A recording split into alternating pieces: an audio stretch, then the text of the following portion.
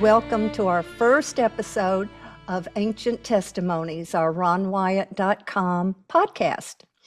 And we will, of course, talk about the discoveries that God has revealed through Ron Wyatt.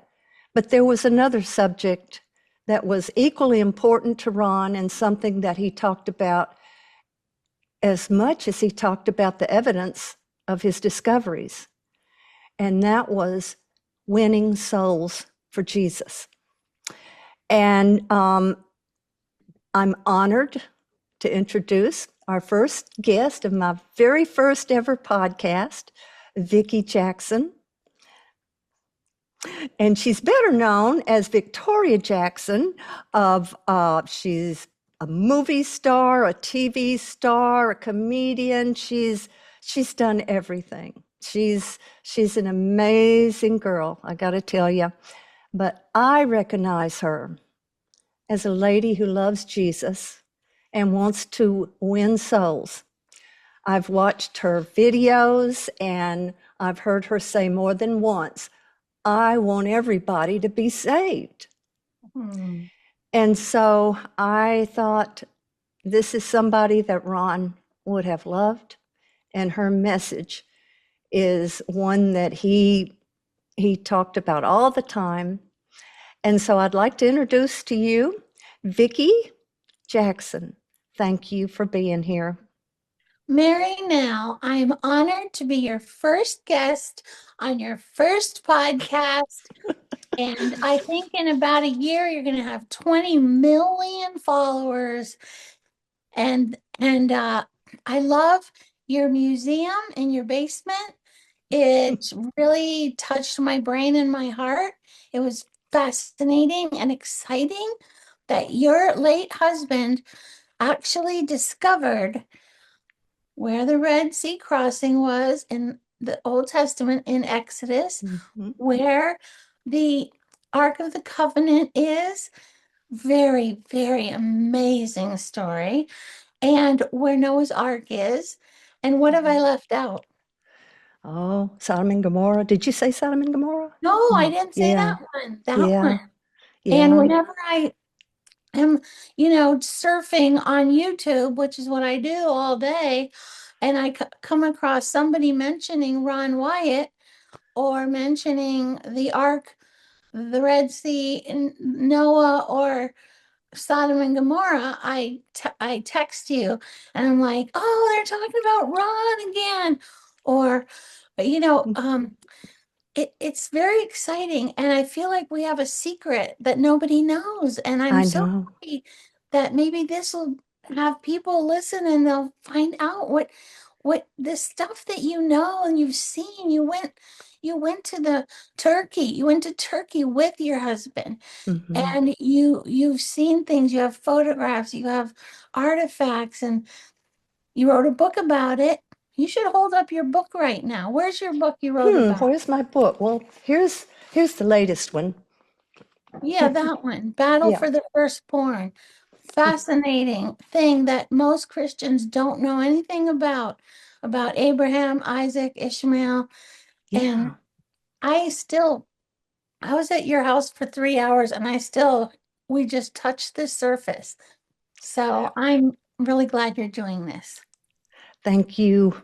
I'm so glad that you're here because you have a message. Like I said, I've heard you. I love on your YouTube channel where you'll say, "Hello, Bible readers," and then actually read the Bible. Yes. And that is what ancient testimony is. It's the ancient testimony, the Word of God. That's why we took that name.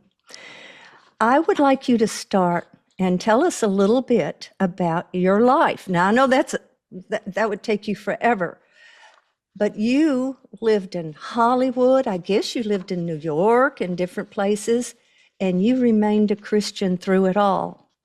What was that like? Wow. What was it like? I feel like everyone in the world already knows my life story. Don't you think everybody knows it?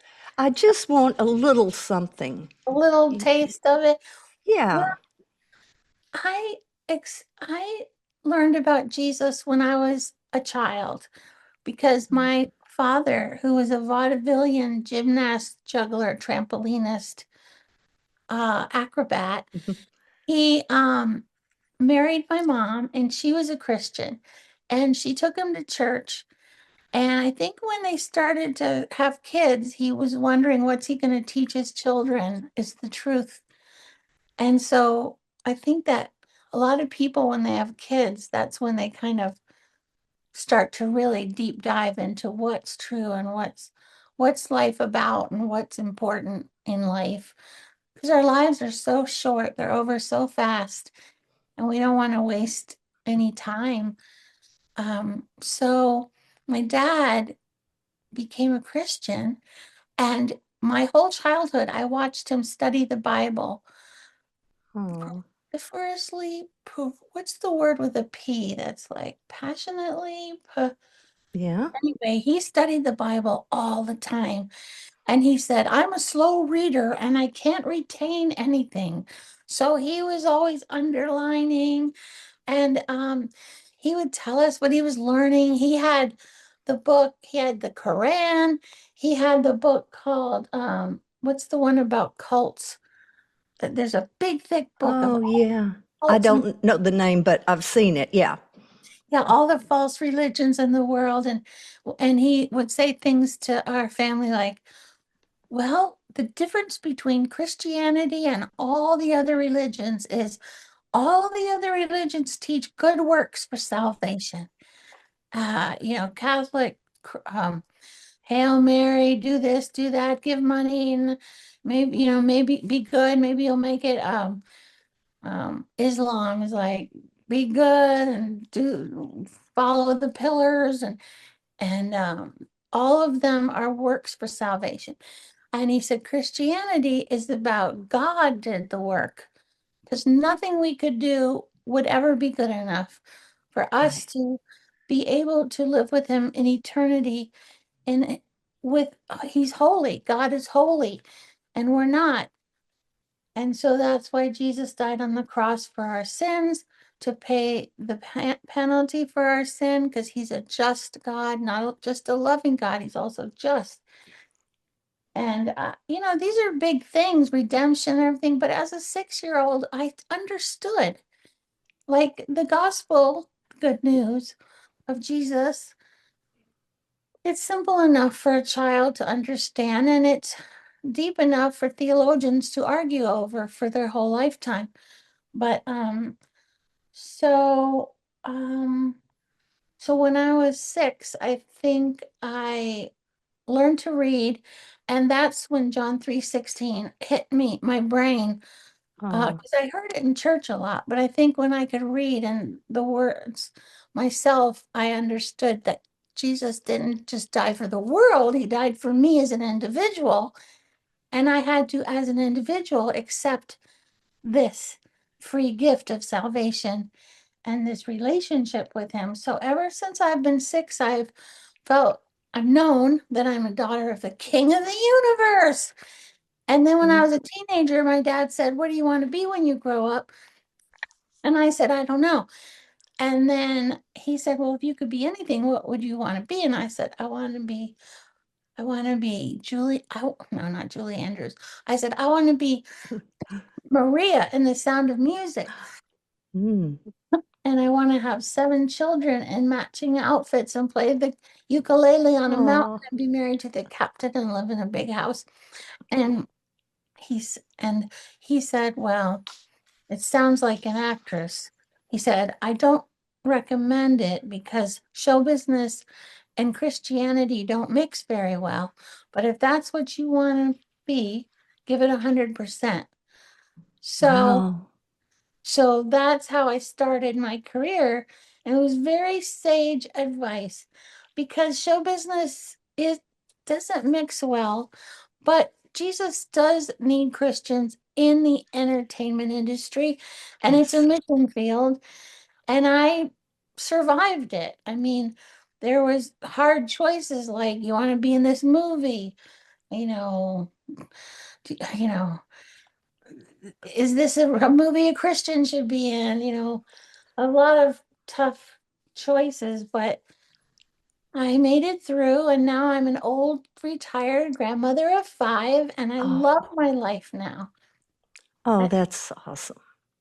Yeah, this is the first time in my life where I have time to watch movies and read, and I'm not hustling for the next job, so I can send my kids to a private Christian school to protect them from the Yes, world. That was, when you're a parent, that's your priority. And when you're 20, your career is your priority. But now my kids are doing great. They love Jesus. They're happily married. They're successful in their work. And I'm just so blessed that every morning I wake up and I say, a million thank yous, God, a million thank yous. I don't blame you.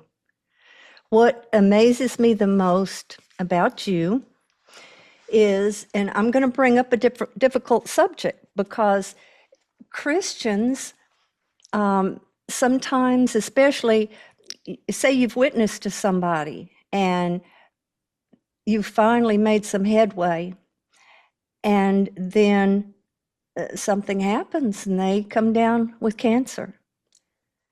And I know that you're walking that journey now, but yet you still reflect the joy of Jesus. And Yeah. I'd like to hear about that. Oh, you're so cute. I love the way you talk. It's kind of like it's like Scarlett O'Hara. Where did you grow up? It had to be the South. I was born in Columbia. Oh, that's where I live. Wow, no wonder Mhm. why you have that Southern drawl. Yeah. I didn't always live here, but I was born here and lived here for 12 years. Yeah. Oh, well, I think everyone wants to know how you and Ron Wyatt got together. Well, I've got a video on that. We're Okay. talking about you now, Vicki. You're good like Johnny Carson. He always let the guest be the star of the show. I have been on talk shows where the host talks the whole time. And Oh. I'm like, why did you ask me to be here if you're going to talk the whole time? So you're a good one like Johnny Carson. You're a good Oh, host. well, thank you. Well, cancer, yes. Mhm. Cancer has inspired some of my best songs and poems. And I I am not sad or scared about it, uh, which is kind of like amazes me. Like, oh, this faith in Jesus thing must be real because I feel his presence. I feel him coming through the window, Yes. light. Yay, Jesus. Yes. Because like my whole life, you read about death since I was 6. Oh, death, where is your victory? Oh, Hades, death, grave, where's thy sting? I was thinking about death since I was 6 Oh, because my. when you're in church, they talk about it all the time. Right. And they always talk about it as the best day of your life, actually. For me to live as Christ, to die as gain, absent from the body, present with the Lord. So, when I first got diagnosed, my daughters, they texted me or something and said, "How do you feel?" And I said, "Well, I don't think if Jesus got diagnosed, he would freak out. I don't think he would run his car into a tree. I don't think he would take an overdose of sleeping pills. I don't think he would stay in bed all day. I think he would keep preaching the gospel every second and be happy and excited." And so I am. And so when I was, when my diagnosis, I said it on my Instagram channel because I didn't want whispers and gossip to, be like, I'm like, I want to be in control of my story. So I read my diagnosis on actually for the first time when I knew the doctor was going to send me an email of what my diagnosis was, whatever. I read it online, and then all the newspapers wrote, sensational headlines, and my daughters Oh, calling each other like, isn't that weird that mommy's in the headlines? Like, she's dying soon. oh no. Tragic, you know, basically, I had breast cancer. I got diagnosed in 2015. Breast cancer is very common, and lots of people have it and are living with it, um, because medicine has advanced a lot. And so 2015, I had double mastectomy, a radiation, chemo. I went bald. I tried to make fun out Mm. of it and got colorful wigs. I wrote a book called Lavender Hair about my favorite wig, which was lavender. And I wrote some of my best songs. I wrote "It's a Broken World, Baby," because it's a broken world since the Garden of Eden. Yes. Oh, it's a broken world, baby, since even Adam gave in.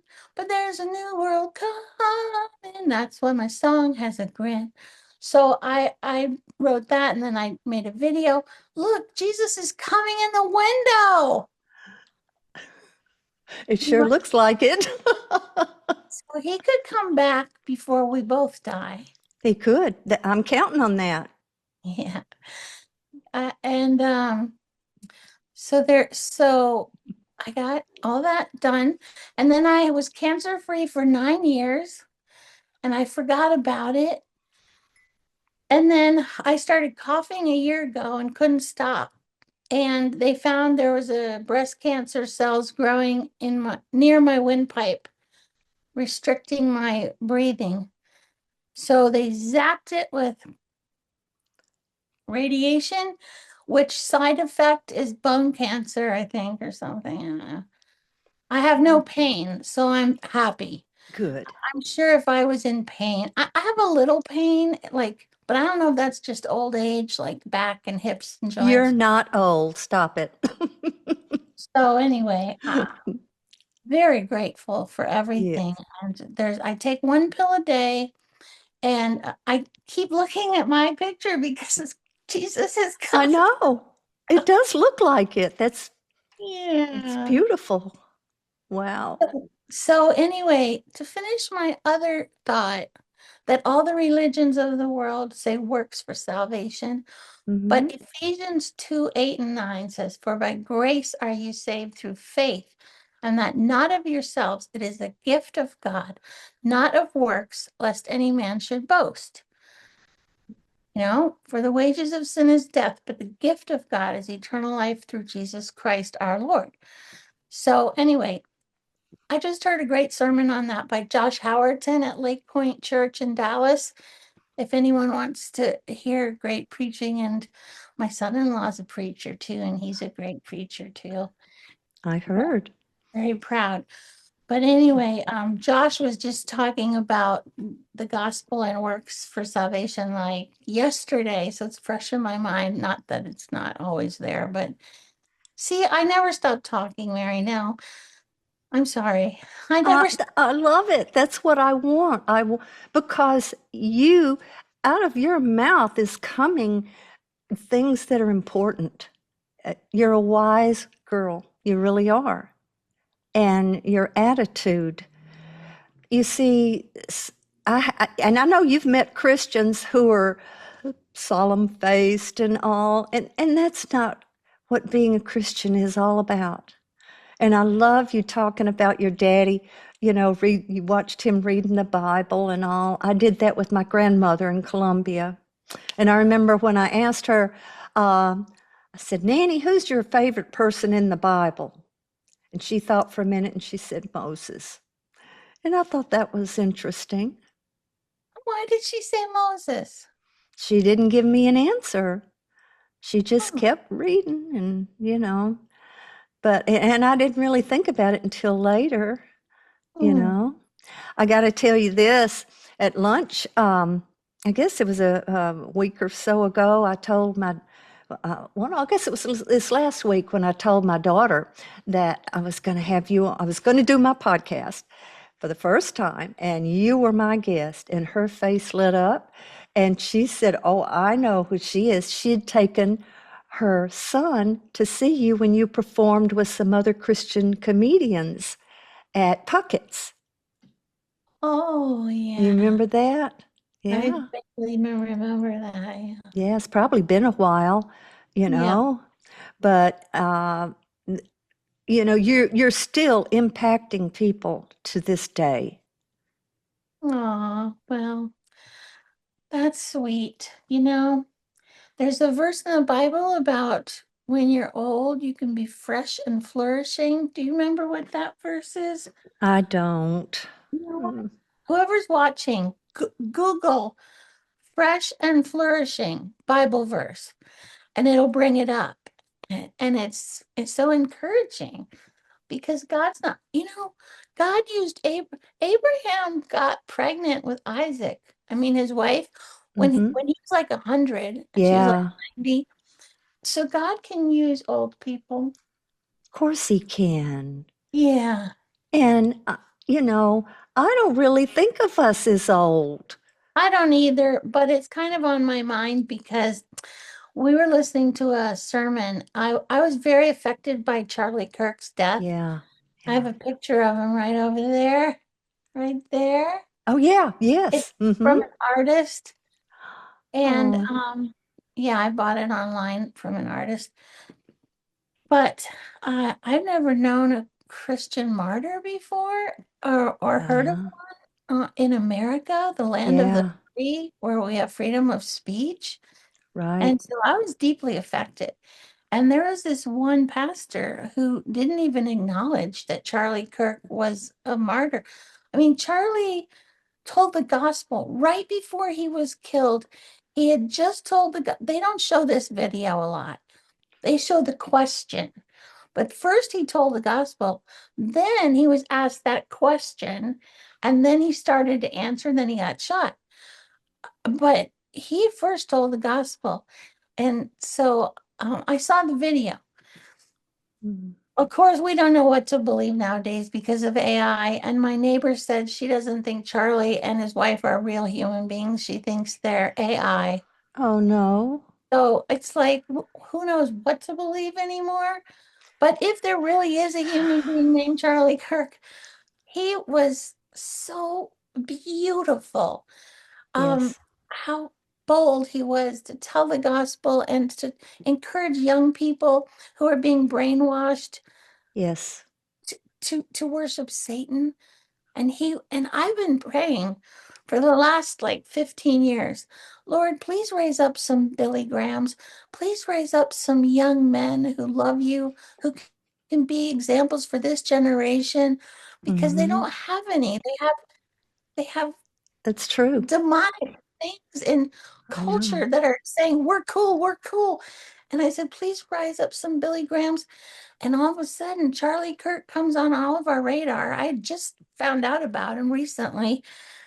And then his death made everyone look at his videos. And in Yeah, his videos, he has the love of Jesus pouring out of him as he welcomes people who disagree. Talk to me, and he was so Christ-like in that way. But yeah, then when some pastors won't even acknowledge it, it's like, what? And then this pastor who wouldn't acknowledge it because he didn't want to be political, which I think the whole Bible's political, and everything's political. mm, Um, this pastor, he made fun of the parents. He was talking to the congregation. I watched 5 pastors on Sunday. We go to church on Saturday night at our local church hmm so we can sleep in on Sunday because we're late night people. Yeah. So on Sunday morning, I watch like five preachers, uh, who I love on different cities that I've lived in. And so this one who ignored Charlie Kirk, he kind of said something like, "Oh, and to all you people's parents who watch the news all day," and he was like dissing us. And it made me Oh, so mad. I had to make an Instagram about it because I've never had time to watch TV in my whole life. And I'm very curious what's happening in world events because number one, it's prophetic biblically. Number yeah. two, I want my children to grow up in a free country that I grew up in with freedom of speech and freedom to worship Jesus Christ without being killed. And, it's very important to me that when I die, my children have freedom and my grandchildren. And that's why our military risked their lives and died so that our generations to come could have that. And so I was mad at that pastor. But anyway, Well, you don't happen to have your ukulele handy, do you? I could find it. You Do want to you hear? mind? Yeah. This is one of the ones I wrote when I had cancer. Okay. It's called it's a broken, it's a broken It's a broken world, baby. Tattoo of a broken ukulele. No, the trouble with this is that you might not hear the uke, Maybe not. but you'll hear the words. Okay. Okay. Okay. Tattoo of a broken ukulele, light blue, turquoise lights. He might leave me in the middle of my chemo. I would not be so surprised. Yeah, I got cancer and so did my dog. My car won't start and my sink has a clog. My my checks are bouncing, but my trampoline's torn. I am not surprised because I'm in war. It's a broken world, baby. I know you agree. The second law of thermodynamics says the world is in a state of entropy. That's a fancy word for broken, you see. Lammy's back is causing him pain. Bob's OCD is driving Donna insane. Dilbert's dad, he needs a diagnosis. I quit kissing Daisy because she had some halitosis. He's my dog. My heart is broken and I stubbed my big toe. I just got fired at my folks' cheer. I accidentally stepped onto my ukulele, which I did right here with high heels on a stage, tripping over the wires. I accidentally stepped onto my ukulele, rushing to say hi to my new neighbor, the Israeli. Well, you try to rhyme with ukulele. Hey, girl, baby, since even I gave in, but there's more good. That's why my son has a grin. Jesus is coming soon, morning or night or noon.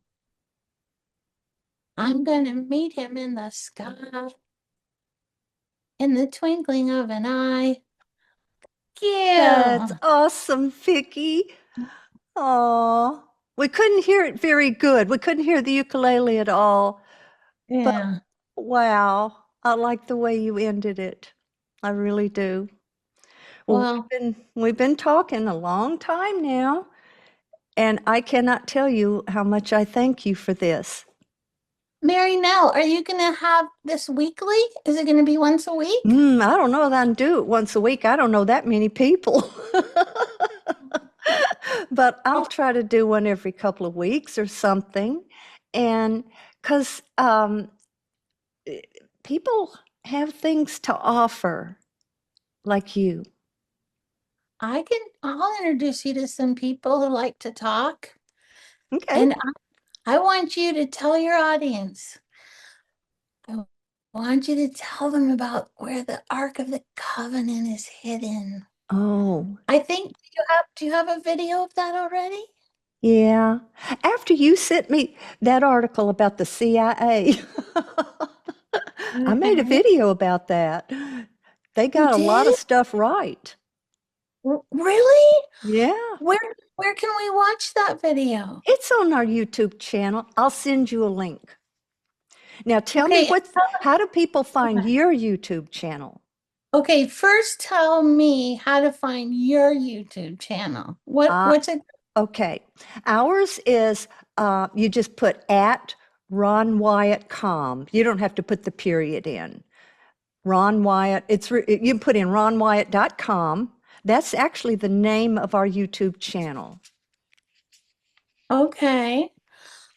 Is and so to find me, they can go on my Instagram. It's Victoria Jackson Official. And I don't understand the at thing. Someone has to Yeah. explain it to me. And on my YouTube, it's just called Victoria Jackson now. It used to be called Ukulele Gal, but Okay. YouTube froze me out. They froze me. They And did? yeah, they did. They used to be more censorship before Elon Musk Oh, changed Twitter.